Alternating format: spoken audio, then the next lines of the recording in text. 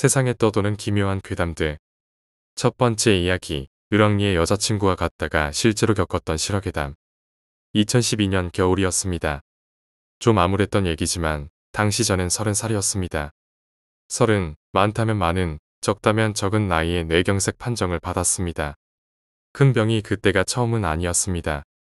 머리, 목, 우측 가슴, 우측 팔, 우측 무릎.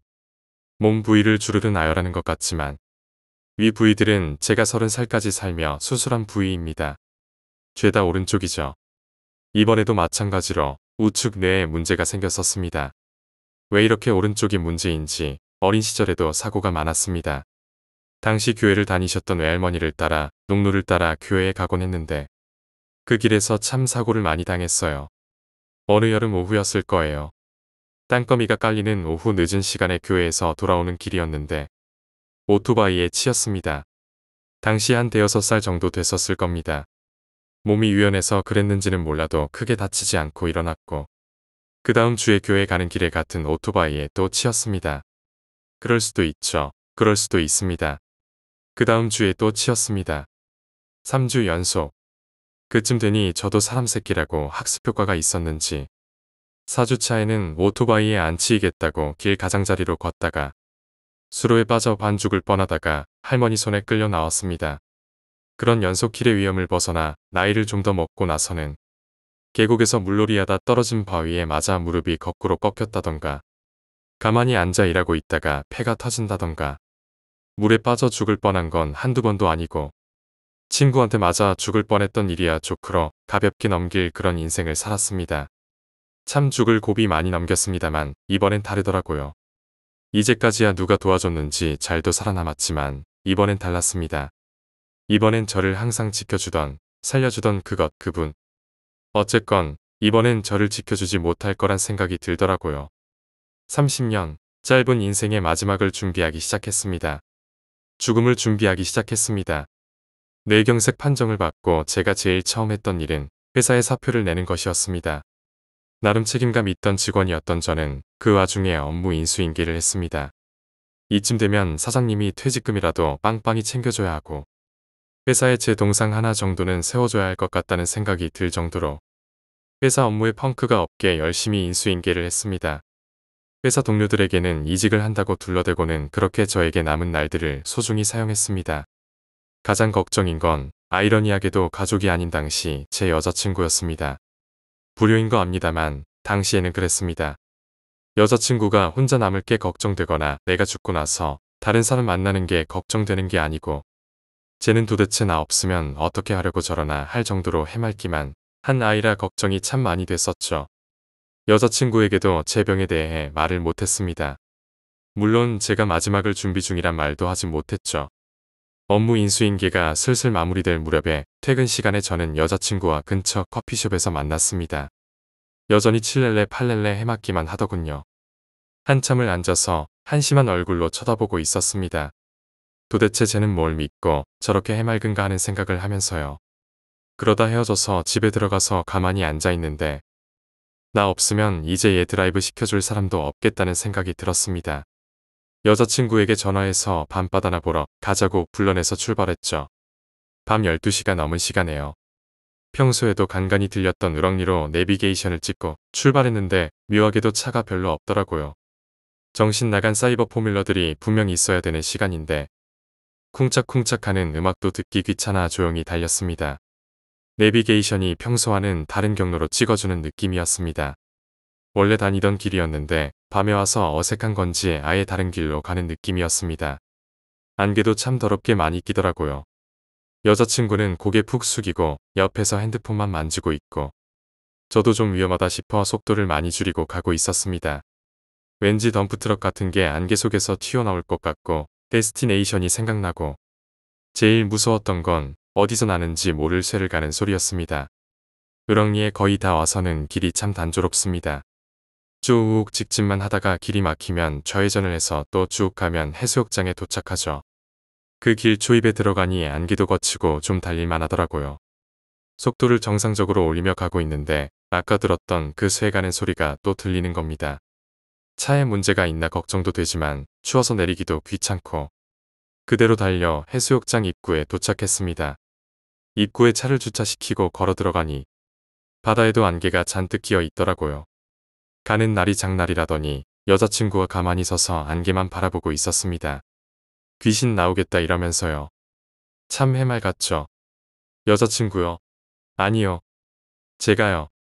항상 칠렐레 팔렐레 하던 여자친구는 아무 말도 없이 안개만 보고 있었습니다. 분위기가 묘하길래 저는 귀신 나온다 이러면서 장난을 쳤는데 그냥 묵묵히 안개만 보고 있더라고요. 날은 따뜻하게 입는다고 입었는데 으슬으슬 한기가 느껴졌습니다. 겨울바다 참 더럽게 춥더라고요. 저는 그때 여자친구와 차를 타서는 안 됐었습니다. 이상하단 걸 진작 느꼈어야 했는데 왜 느끼지 못했던 걸까요? 10년 가까이 만났던 여자친구가 이상하단 걸 왜 그때 눈치채지 못했던 걸까요? 스마트키로 문을 열고 차에 타서 브레이크를 밟고 오른손 검지로 시동 버튼을 누르고 왼손 네 번째 손가락과 새끼손가락에 안전벨트를 걸어 당기고 오른손 엄지로 벨트를 채우고 오른쪽을 힐끔 보며 여자친구가 벨트를 잘 채웠는지 확인하고 왼손으로 라이트를 켜고 오른손으로 기어봉을 잡아 피해서 뒤로 변경하고 엑셀레이터를 밟는 수백 번, 수천 번을 해왔던 그 행동을 하면서 왜 저는 여자친구가 뭔가 다르다는 걸 눈치채지 못했던 걸까요? 유턴을 해서 해수욕장을 뒤로 하고 나가고 있는데 여전히 쇠 갈리는 소리가 났습니다. 그때 뭔가 잘못됐다는 걸 느꼈습니다. 모든 일은 정말 순식간에 일어났습니다. 살짝 솟아오른 오르막길에 올랐습니다. 쇠 갈리는 소리가 점점 심해지길래 내일 공업사에 차를 넣어야겠다는 생각을 하고 있었죠. 그게 제 마지막 생각이었습니다. 저 멀리 뭔가가 보입니다. 옆에 있는 펜션인지 뭔지 모를 건물보다 더 큰 검은 후드 망토를 둘러쓴 듯한 정말 기괴한 모습이었습니다. 검은 팔과 다리가 삐죽하니 망토 바깥으로 나와 있는데 나와는 다르다는 느낌이 들었습니다. 저건 정말 무서운 거구나 하는 생각에 몸이 떨려왔습니다. 무서웠습니다. 저 멀리서 나를 향해 걸어오는 그 모습이 흡사 내 목숨을 가지러 온 저승사자 같았고 본 적도 상상한 적도 없는 기괴한 모습이 정말 두려웠습니다. 차를 멈춰야 하지만 몸이 굳어 있어 엑셀에서 발을 뗄 수 없었습니다. 그냥 한없이 그 커다란 그 무엇인가에 앞으로 나는 달려가고 있었습니다. 그 와중에도 나는 제 옆에 있는 제 여자친구가 내 눈앞에 있는 저 비정상적인 거대한 무엇인가 보다 더 무서울 거란 생각을 하지 못했습니다. 차에선 여전히 스윽 스윽 쇠 갈리는 소리가 났고 목이 말라붙었는지 목에서 쇳소리를 내며 여자친구를 불렀습니다. 저것 좀 봐, 저것 좀. 내가 하고 싶었던 말은 저것 좀 봐달라는 말이었지만 말라붙은 목에서는 끄어하는 소리만 나왔습니다. 눈앞에 저건 뭔지도 모르겠고 쇠가 갈리는 스윽스윽 하는 소리는 점점 더 가까이, 더 빠르게 다가왔습니다. 고개도 못 돌리고 굳어있는데 여자친구가 핸드폰을 내려놓고 나에게 가까이 고개를 들이밀었습니다. 가까스로 시야 바깥에 여자친구가 움직이는 걸 볼 수 있었습니다. 제 귀에 속삭이더군요. 저걸 이제 봤어? 그와 동시에 차 우측에서 뭔가가 뛰어드는 게 보이더라고요. 자세히 볼 겨를도 없었습니다. 저는 이미 그 거대한 검은 무엇인가의 앞까지 달리고 있었고 쇳소리는 카랑카랑 귀를 찢어대듯 울어대고 있었습니다. 그게 끝이었습니다. 그 하얀 보통 사람과 비슷한 크기였지만 미쳐볼 수 없던 그것과 충돌했습니다. 엑셀에서 발을 떼고 바로 브레이크를 밟을 수 있었습니다. 하얀 그 무엇인가는 내 차와 부딪혔고 쿵 하는 소리가 들렸습니다. 기익 하는 타이어 소리와 함께 엄청나게 긴 스키드마크를 남기며 차가 멈춰섰습니다. 눈물이 나왔습니다. 울음이 나왔습니다. 세상에 이렇게 무서운 일은 겪어본 적도 들어본 적도 없습니다. 내가 감당할 수 있는 일이 아니었습니다. 아무것도 볼 수도 들을 수도 없었습니다. 목은 여전히 막혀 있고 아무 소리도 나오지 않았습니다. 눈을 뜨면 무엇인가가 내 눈앞에 있을 테고 귓가엔 아무 소리도 들리지 않았습니다. 정막이 가득했죠. 날 찢어 삼킬 듯 울려대던 쇳소리도 잠잠해졌습니다. 너무 무서워 아이처럼 울기만 했습니다. 아니, 아이만도 못했지요. 저는 그냥 무서워서 울기만 했습니다. 평생 뭔가를 무섭다고 두렵다고 생각해 본 적 없었습니다. 하지만 저건, 내 눈앞에 있는 저건 나를 좌절시켰습니다. 정말 거대한 두려움을 직면하니 우는 것밖에 할 수 있는 게 없었습니다. 한참을 울고 나니 감정이 좀 가라앉는 게 느껴졌습니다. 무슨 생각을 했던 걸까요? 울먹이며 차에서 내렸습니다. 밤 공기가 차갑게 내려왔고 무슨 용기인지 눈물을 닦으며 앞을 쳐다봤습니다. 그래, 차라리 죽여라라는 생각이었습니다. 정말 눈앞엔 아무것도 없었습니다. 두려움이 들 정도로 거대했던 그 새까만 무엇인가는 흔적도 없었습니다. 차 안을 봤습니다. 아무도 없습니다. 없습니다. 분명 내 옆에서 고개 숙이고 핸드폰만 보고 있던 그 여자친구가 없어졌습니다. 이건 뭔가 하는 생각은 둘째치고 무섭기만 했습니다. 그럼 차와 부딪힌 그 하얀 건 뭔가 하는 생각이 들어 차 우측으로 갔습니다. 거기도 아무것도 없습니다. 혹시 튕겨나간 건가 하고 샅샅이 뒤져봤습니다. 혹시라도 사람을 친 거면 정말 큰일이니 정말 샅샅이 뒤져봤습니다. 아무리 찾아봐도 아무것도 없었습니다. 그 자리엔 아무것도 없었습니다. 이야기는 여기서 끝입니다. 길가로 차를 옮겨놓고 해가 뜰 때까지 고개 푹 숙이고 가만히 있다가 해가 떠서야 그곳을 떠날 수 있었습니다. 여자친구요. 결론만 말씀드리자면 집에서 쿨쿨 자고 있었습니다. 진짜 한동안은 여자친구를 믿을 수가 없었죠. 끔찍한 나날이었습니다. 차는 오른쪽 범퍼와 오른쪽 안개등, 오른쪽 라이트와 오른쪽 본넷이 망가졌습니다. 내 몸처럼 오른쪽만 망가졌더라고요. 수리하고 바로 팔았습니다. 무서워서 못하겠더라고요. 두 번째 이야기, 기묘한 우물. 이걸 공개하면 아마 옛 동료들은 내가 누구인지 알아차리겠지. 들키면 꽤 위험할 것이다. 아직 살아있다는 걸 알아차리면 또 나를 찾아 나설 테니. 하지만 내가 이 이야기를 전하지 않으면 그 우물의 존재는 어둠 속에 묻힌 채 영영 알려지지 않을 것이다. 그렇기에 나는 목숨을 걸고 이 이야기를 전하려 한다. 지금으로부터 몇 년 전 이야기다. 나는 도쿄에 있는 모조직의 신진 간부 밑에서 일하고 있었다. N이라는 자였다. 요새는 그런 조직도 자잘하고 위험한 일은 모두 외주를 맡겨버린다. 조직이 아니라 개인을 고용하는 것이다. 경찰에게 잡히면 도마뱀이 꼬리 자르듯 다 끊어버리는 것이다. 그 대신 대가는 후하게 쳐줬기에 나도 그런 위험을 감수하며 먹고 살고 있었다. 나는 도쿄에서도 비교적 부자와 외국인이 많이 사는 거리에서 일했다. 위험한 일이라고 하면 뭔가 대단한 느낌이 들겠지만 정작 내가 했던 건 별거 아니었다. 승합차로 꽃집에 꽃을 가지러 가고 꽃값을 낸다. 그리고 그 꽃을 캬바쿠라와 고급 클럽에 배달한다. 그런 클럽들 가면 늘상 놓여있는 그런 꽃들 말이다. 꽃을 가져다 준 뒤 돈을 받는 것이다. 꽃집에서 사온 돈의 3배에서 5배는 되는 돈이다. 그런 식으로 한 달에 3천만 가까이 벌었다. 내가 하는 위험한 일이래봐야 처음에는 그 정도였다. 하지만 나는 성실하게 임했다. 상대도 산전수전 다 겪은 사람들 투성이었다. 젊은이를 보면 별거 아니라고 생각해 둘러대고 값을 깎으려는 양아치들도 숱했다. 그때마다 주먹으로 해결하려 들면 일을 할 수가 없다.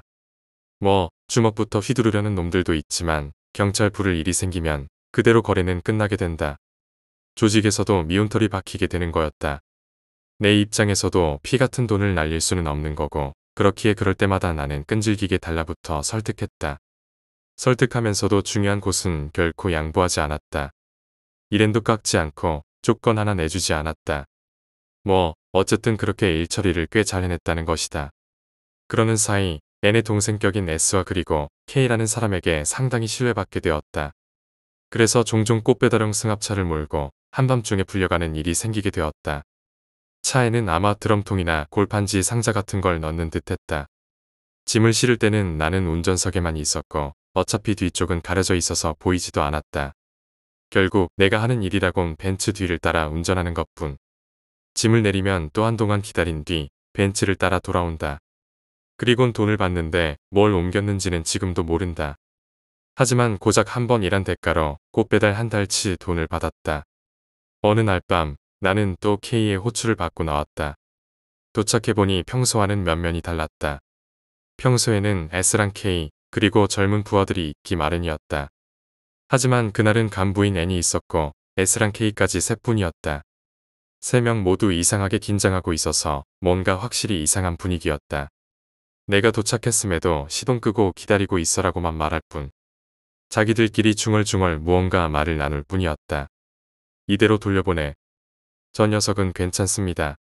그것보다 띄엄띄엄 대화가 들려왔고 결국 나는 운전대를 잡게 되었다. 왠지 모를 기분 나쁜 예감이 들었다. 트렁크 문이 열리고 무언가가 차 안에 실렸다. 하지만 이번에는 드럼통이나 골판지 상자가 아니었다. 무거운 물건인 듯했다. 내려놓을 때 소리가 평소와는 달랐다. 더욱 괴상한 것이 S와 K가 내 차에 같이 탔다는 것이었다. 평소에는 다들 벤츠를 타고 나 혼자 그 뒤를 따라갔을 뿐이었는데 게다가 갑자기 수도고속도로에 진입하는 게 아닌가. 고속도로에는 카메라도 있고 번호판도 다 기록되기에 이쪽 일을 할 때는 최대한 고속도로를 피해 달리기 마련이다. 수도고속도로 순환선은 황궁을 내려다보면 안 된다던가 하는 이유로 몇몇 구간은 지하로 가게 된다.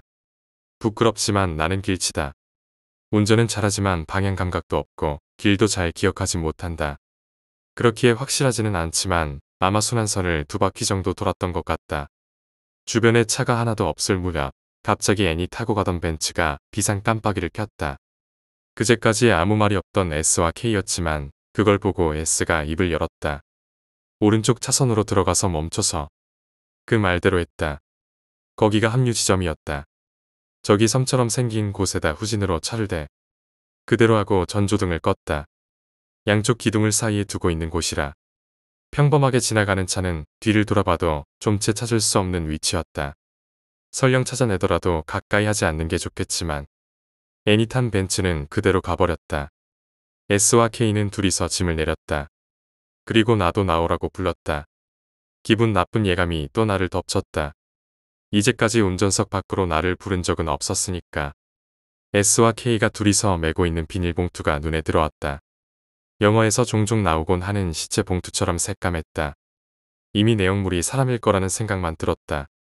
터무니없는 일에 말려들었다는 생각을 하니 허리가 아파왔다. 왜 조직 사람이 아니라 날 데려온 건가 싶었다. 그 이유도 나중에 알게 되었지만 주머니에 열쇠가 있으니까 그걸 꺼내서 철조망 문을 열어. 나는 그대로 했다. 철조망을 지나 5m 정도 가자 또 문이 나왔다. 문이라기보다는 벽이라는 느낌일까. 열기 위한 손잡이도 없고 열쇠 구멍도 보이질 않았다. 어떻게 하나 싶었는데 S는 또 다른 주머니에 손을 넣어보라 했다. 이번에는 크고 작은 열쇠가 하나씩 있었다. 콘크리트 벽에 스테인리스로 된 작은 뚜껑이 붙어 있는데 그것을 작은 열쇠로 여는 것이었다. 안에는 원통형 열쇠 구멍이 있고 거기에는 큰 열쇠를 넣었다. 열쇠를 돌리자 철컥하는 소리와 함께 벽이 조금 움직였다. 오른쪽에서 왼쪽으로 벽이 열렸다. 벽 안까지 장치가 되어 문이 잠겨 있었다. 벽을 부수고 들어오는 것조차 불가능할 구조였다. 그 앞은 완전히 암흑이었다. 손전등을 들고 잠시 나아가니 곧바로 철문이 나왔다. 무단 출입 엄금, 방위시설청이라고 적혀 있었다. 이상했다. 여기는 일본 도로공단의 시설일 텐데. 아니, 그걸 떠나 조직 사람들이 이런 곳에 멋대로 드나들 수 있는 것인가 하는 의문이 들었다. 익히 아는 사람들이라 실수는 없을 거라 생각했지만 어디 감시 카메라는 없는 건가 싶어 불안했다. 안에서는 더 이상한 게 기다리고 있었지만 철문도 아까 전 벽과 똑같은 방법으로 열었다. 우리는 안으로 들어섰다. S랑 K는 이제 땀을 뻘뻘 흘리고 있었다. 꽤 힘들어 보였지만 도와달라고는 끝내 말하지 않았다. 안에 들어서자마자 계단이 나왔고 계속 아래로 내려갔다. 상당히 오랜 시간을. 종종 두 사람을 발을 멈추고 어깨에 맨 짐을 고쳐 맸다. 계단을 다 내려오자 대단히 넓은 통로가 좌우로 펼쳐졌다. 아마 폭이 10m 정도는 되었던 것 같다. 거기서 잠시 쉬었다. 통로에는 군데군데 전등이 달려서 무척 어슴푸레했지만 일단 손전등 없이 걸을 수 있었다. 우리는 왼편 통로로 나아갔다. 가끔씩 쉬면서 한동안 걸어갔다. 통로 자체는 올곧게 뻗어 있었다. 종종 양옆에 철문이 보였다. 그러다 어느 문 앞에서 S가 멈춰서서 입을 열었다. 이거 아닌가? 이거 같은데. 거기에는 제국 육군 제13호 갱도라고 써 있었다. 낡은 글자체였다. 믿을 수 없었다. 지금 일본에는 육상 자위대뿐이니까. 최소 몇십 년은 더 된 터널이라는 뜻이었다. S도 K도 땀투성이가 되어 숨을 몰아쉬고 있었기에 문을 열고 들어간 후 또 짐을 내려놓고 잠시 쉬기로 했다. 두 사람 모두 말이 없었고 나도 가만히 있었다. 잠시 뒤 S가 이제 가자 라고 말하고 봉투 한편 아마 다리가 있을 쪽을 잡았다. 그랬더니 봉투가 갑작스레 날뛰기 시작했다. S는 허를 찔렸는지 그만 손을 놓아버렸고 반대편 봉투 입구에서 얼굴이 튀어나왔다. 재갈을 물고 있는 약간 마른 남자였다. 어디선가 본 적이 있었다. 하지만 짐작은 하고 있었음에도 봉투 안에서 진짜 사람이, 그것도 살아서 튀어나온 걸 보고 내 머릿속은 새하얘졌다. S는 K에게 왜 정신을 차린 거야? 약을 놔, 약을. 봉투에 다시 집어넣으라고 하고 소리쳤다. 약은 가진 게 없어. 라고 K가 당황해하며 대답했다. 그 사이에도 봉투는 계속 날뛰었다. 몸을 묶였는지 격렬하게 몸을 뒤틀며 어떻게든 봉투 밖으로 나오려 하고 있었다. S는 봉투 위, 배 근처를 밟듯이 차버렸다. 순간 봉투의 움직임이 멎었지만 곧 우욱하고 큰 신음소리를 내며 다시 날뛰기 시작했다. S는 배 근처를 계속해서 차댔다. 그런데도 봉투는 계속 날뛰었다. 읽고 K도 가세해 둘이서 엄청나게 찼다. 부드득하는 소리가 두어 번 들렸다. 아마 늑골이 부러졌던 거겠지. 봉투의 움직임은 멈췄다. 그 순간 어째서인지 남자는 고개를 들어 나를 바라봤다. 그때까지 성난 야수처럼 날뛰고 있던 남자가 갑자기 울 것 같은 얼굴로 나를 응시했다. 다시 집어넣으라고 S가 말하자 K는 남자 어깨를 밟고 봉투를 잡아당겨 남자를 안으로 집어넣었다. 지금도 그 광경은 슬로모션으로 내 기억 속에 남아있다. 남자는 봉투에 들어갈 때까지 계속 나를 바라봤다. 그 눈빛은 아마 평생 잊을 수 없겠지. K가 힘겹게 봉투 입구를 묶는 걸 확인한 후 S는 다시 몇 번 더 봉투를 걷어찼다. 이 정도 해둘까? 죽으면 안 되니까 말이야. S는 그렇게 말하고 나를 보았다. 너, 저 녀석 얼굴 봤어? 아니요. 갑작스러워서 뭐가 뭔지 저는 전혀.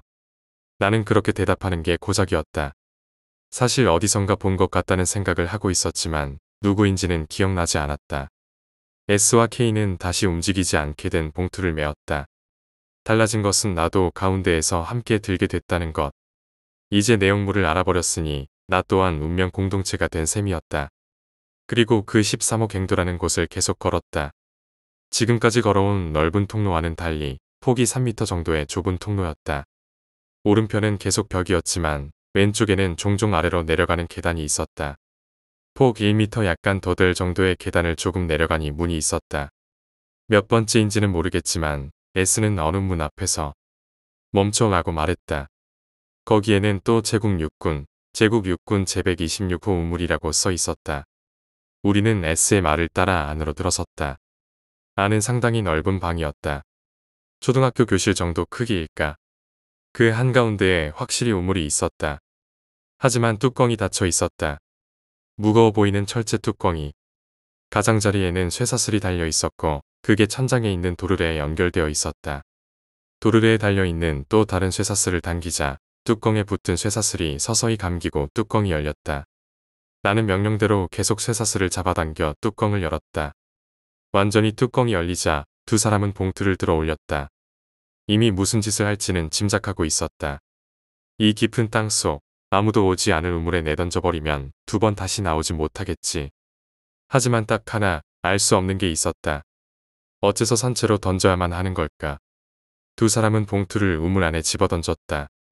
나는 물이 튀는 소리가 날 것이라 생각했다. 하지만 들려온 것은 퍼석하는 소리였다. 물이 하나도 없이 마른 바닥에 떨어지는 것 같은 소리. S와 K는 서로 마주봤다. S는 손전등을 들고 있던 내게 턱을 주걱거렸다. 우물 안을 들여다보라는 뜻이었겠지. 손전등으로 비추어 보았지만 처음에는 빛이 약해서 바닥까지 보이지가 않았다. 빛을 조절하고 초점을 맞추자 희미하게나마 바닥까지 빛이 닿았다. 봉투의 일부분이 보이고 있었다.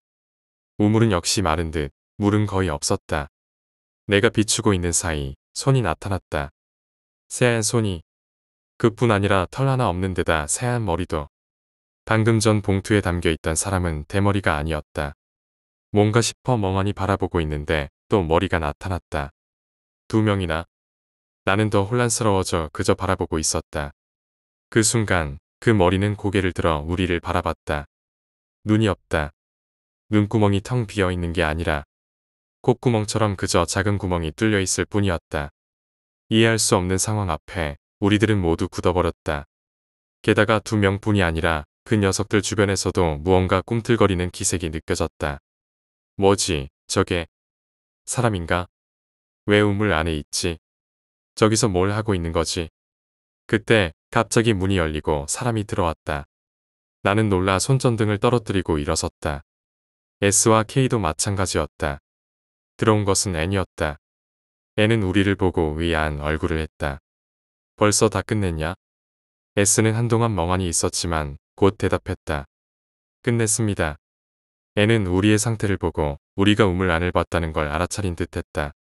봤냐, 저 안을? 우리는 아무 말도 하지 않았지만 그건 곧 긍정하는 것과 다름없었다. 빨리 뚜껑을 닫아. 그 말을 듣고 나는 급히 아까 전과는 반대로 도르래를 풀었다. 뚜껑은 조금씩 닫혀갔다. 쓸데없는 생각하지 마, 잊어. 하지만 머릿속에서는 온갖 생각이 다 들었다. 죽이면 안 된다고 했지만 S본인 또한 왜 죽이면 안 되는지 그 이유는 몰랐을 것이다. 산채로 떨어뜨려야 하는 이유는 무엇일까? 산채로 그런 괴물 같은 놈들이 있는 곳에. 차마 더 생각하고 싶지 않았다. 우리는 온 길을 거슬러 차를 타고 도로로 나왔다. S와 K는 이번에는 N의 벤츠를 타고 갔다. 그리고 그게 내가 그 세 사람을 본 마지막 순간이 되었다. 나는 떠올리고 말았다. 그때 봉투 안에 들어있던 남자의 얼굴을. 최근 출소한 회장의 셋째 아들이었다. 일처리가 영 좋지 못하다는 소문이 자자했었다. 서투르게 나섰다가 그만 사건에 연루되어 징역까지 살았던 듯했다. 나는 두세 번 마주쳤을 뿐이었지만 별거 없는 주제에 온갖 잘난 척은 다 아는 사람으로 기억하고 있다. 하지만 아무리 그래도 회장의 아들을 죽이는 게 용납될 리가 없다. 시체를 숨겨도 머지않아 들키고 말겠지. 가능한 한 들키지 않도록 나를 사용해서 옮겼지만 그 사건으로부터 2주일 정도 지나 N은 사라졌다. 너도 어디로 숨으라고. S는 전화로 그렇게 말했다. 들킨 거겠지. 회장 아들을 죽였다는 사실이. 조직하고는 거리가 좀 있었던 덕에 나는 도망칠 수 있었다. S와 K가 어떻게 되었는지는 모른다. 그로부터 몇 년이 지났고 나는 사람이 많은 지역을 전전하고 있다. 이건 PC방에서 쓰고 있는 것이다. 앞으로는 PC방도 신분증을 제시해야 들어올 수 있다고 하니 이게 마지막 기회겠지. 조직 사람들이 이 글을 본다면 어디에서 썼는지 금세 찾아낼 것이다. 그러니 나는 이 동네에 두 번 다시 돌아오지 않을 작정이다. 누군가 그 우물의 정체를 밝혀내 주길 바란다. 왜 야쿠자 조직이 그런 우물의 열쇠를 가지고 있고 사용하고 있는 것일까? 정체가 밝혀진다면 나를 쫓는 녀석들도 모두 잡혀 들어갈지 모르니까 말이야. 나는 도망치고 싶다. 앞으로도 계속 도망칠 생각이다. 세 번째 이야기, 산속의 오래된 폐가. 몇 년 전 나는 도쿄에서 벗어나 조용한 시골 마을로 이사했다. 도쿄에서의 생활에 지쳐 있었고 시골의 평온함을 갈망했다. 그곳은 아름다운 풍경과 친절한 사람들로 가득했다. 마을 사람들은 나를 따뜻하게 맞아주었고 나는 그들과 금방 친해졌다. 어느 날 나는 마을 사람들이 피하는 한 장소에 대해 듣게 되었다. 그것은 산속 깊은 곳에 있는 오래된 폐가였다. 마을 사람들은 그곳을 저주받은 집이라고 불렀다. 그 집에는 오랫동안 아무도 살지 않았고 그곳에 가본 사람들은 이상한 일들을 겪었다고 했다. 나는 그런 이야기들을 들으면 호기심이 생기곤 했다. 그래서 나는 그 폐가를 직접 가보기로 결심했다. 다음 날 아침 나는 일찍 일어나 산속으로 향했다. 길을 따라가다 보니 점점 길이 좁아지고 나무들이 우거져 햇빛이 잘 들지 않았다. 폐가에 도착했을 때 나는 그 집이 생각보다 훨씬 더 낡고 무서운 분위기를 풍긴다는 것을 깨달았다. 집은 거의 무너져가는 상태였고 창문은 모두 깨져 있었다. 문을 열고 안으로 들어가니 먼지와 거미줄이 가득했다. 집 안을 둘러보면서 나는 여러 가지 이상한 점들을 발견했다. 벽에는 오래된 그림들이 걸려 있었고 바닥에는 낡은 가구들이 여기저기 흩어져 있었다. 그 중에서도 가장 이상한 것은 집안 곳곳에 놓인 작은 인형들이었다. 인형들은 모두 같은 모양이었고 얼굴에는 기이한 미소를 짓고 있었다. 나는 집을 더 자세히 조사하기로 했다. 2층으로 올라가니 더 많은 인형들이 있었다. 이 인형들은 모두 다른 방에서 나를 바라보고 있는 것 같았다. 갑자기 등 뒤에서 이상한 소리가 들렸다. 나는 깜짝 놀라 뒤돌아보았지만 아무것도 없었다. 다시 앞을 보니 인형 하나가 내 앞에 떨어져 있었다. 나는 그 인형을 주워들고 살펴보았다. 인형의 얼굴에는 작은 글씨로 무언가가 쓰여 있었다. 도망쳐라. 그 순간 나는 이상한 기운을 느꼈다. 집이 점점 차가워지고 공기가 무거워지는 느낌이었다. 나는 서둘러 그 집을 나가야겠다고 결심했다. 계단을 내려오던 중 갑자기 발을 헛디뎌 넘어졌다. 그 순간 누군가가 나를 붙잡아주는 것 같은 느낌을 받았다. 하지만 주변에는 아무도 없었다. 집 밖으로 나오자마자 나는 빠르게 그곳을 떠났다. 마을로 돌아오니 마을 사람들은 내가 그 폐가에 갔다 온 것을 알고 놀란 표정을 지었다. 그들은 나에게 무슨 일이 있었는지 물어보았다. 나는 그들이 해준 이야기와 내가 겪은 일을 털어놓았다. 마을 사람들은 내 이야기를 듣고는 심각한 표정을 지었다. 그들은 그 집에 대한 더 많은 이야기를 해주었다. 옛날에 그 집에는 한 가족이 살았다고 했다. 하지만 어느 날 그 가족은 모두 사라지고 말았다. 마을 사람들은 그 가족이 저주에 걸렸다고 믿었고 그 이후로 아무도 그 집에 가지 않았다. 몇몇 용감한 사람들이 그 집에 가보았지만 모두 이상한 경험을 하고 돌아왔다고 했다. 어떤 사람들은 소리를 듣거나 물건이 움직이는 것을 보았다고 했고 어떤 사람들은 집안에서 이상한 기운을 느꼈다고 했다. 내가 겪은 일도 그런 경험 중 하나였던 것 같다. 나는 그 집에서 무언가를 느꼈고 그것이 나를 위험에서 구해준 것 같았다. 그 후로 나는 그 집에 다시 가지 않았다. 하지만 그 집에서 느낀 기운은 잊을 수가 없었다. 마치 그 집에는 아직도 그 가족의 영혼이 머물고 있는 것 같았다. 그 후로도 나는 그 마을에서 계속 지냈다. 마을 사람들은 나를 잘 돌봐주었고 나는 그들과 함께 많은 시간을 보냈다. 하지만 가끔씩 나는 그 폐가를 떠올리곤 했다. 그 집에서 느꼈던 이상한 기운과 그 인형의 글씨는 잊을 수 없는 기억으로 남았다. 몇 년 후 나는 다시 도쿄로 돌아갔다. 하지만 그 시골 마을과 그 폐가는 내 마음속에 깊이 남아 있었다. 그 집에서 느꼈던 이상한 기운과 그 인형의 글씨는 나에게 무언가를 알려주려 했던 것 같다. 나는 그 폐가의 진실을 밝히지 못했지만 그것은 나에게 큰 교훈을 주었다. 그 이후로 나는 더 이상 무모한 호기심으로 위험한 곳에 가지 않게 되었다. 그 폐가에서의 경험은 나에게 신비로운 세계가 존재한다는 것을 깨닫게 해주었다. 그리고 그곳에는 우리가 알지 못하는 힘이 존재할 수도 있다는 것을. 나는 그 경험을 통해 더 신중해졌고 더 겸손해졌다. 시간이 흘러도 그 폐가에서의 기억은 잊히지 않았다. 나는 종종 그 마을을 떠올리며 그곳에서 만난 사람들과 경험들을 생각하곤 했다. 그 폐가는 나에게 두려움과 신비로움을 동시에 안겨주었다. 그리고 그것은 나에게 인생의 많은 것들을 다시 생각하게 해주었다. 결국 그 폐가는 나에게 하나의 미스터리로 남아 있었다. 나는 그 진실을 밝히지 못했지만 그것은 나에게 큰 의미가 있었다. 그 폐가는 나에게 인생의 많은 것들을 깨닫게 해준 중요한 장소였다. 그리고 그것은 내가 잊지 못할 기억으로 남아 있을 것이다. 이렇게 세 번째 이야기는 마무리된다. 내가 그 폐가에서 겪은 일들은 아직도 나에게 신비로움과 두려움을 동시에 안겨주고 있다. 하지만 그것은 나에게 중요한 교훈을 주었다. 나는 그 폐가의 진실을 밝히지 못했지만 그것은 나에게 큰 의미가 있었다. 앞으로도 나는 그 경험을 잊지 않고 더 신중하게 살아갈 것이다.